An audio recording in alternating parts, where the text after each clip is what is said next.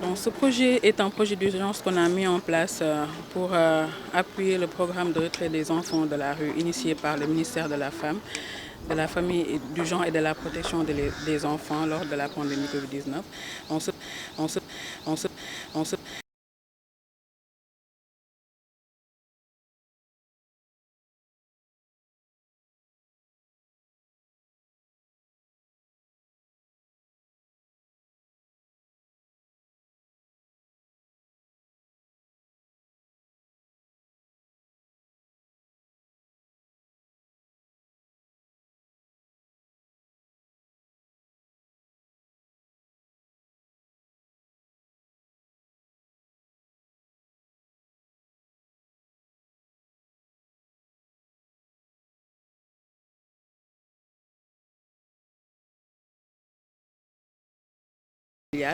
et aussi sur la prise en charge sanitaire des enfants, sur la Covid-19 en partenariat avec SOS Médecins.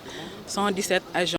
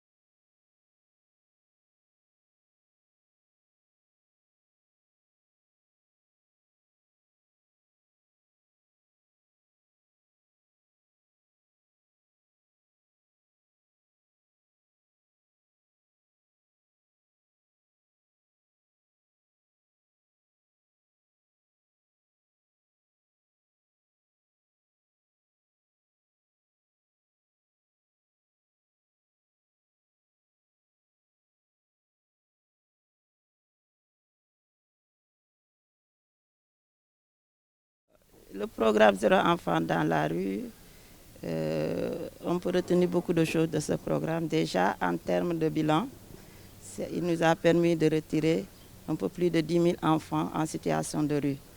Et cette catégorie d'enfants, on a 3 catégories d'enfants qui ont été retirés. Il y a les enfants issus des écoles coraniques qu'on appelle communément talibés.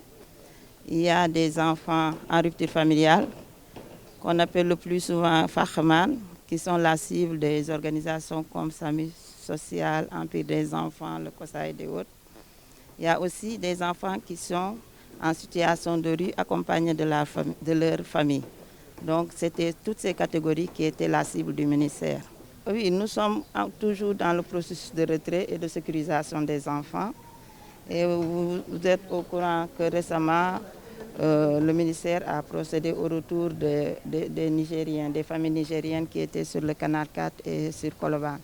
Donc c'est juste vous dire que les opérations de retrait se poursuivent et toutes ces catégories dont je viens de faire cas sont ciblées. Je ne dirais pas que l'enfance traverse ses pires moments.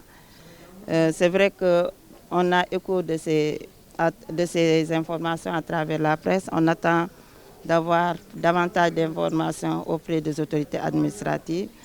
Mais toujours est-il que la question de la protection de l'enfant, nous interpelle tous les jours et nous y sommes tous les jours.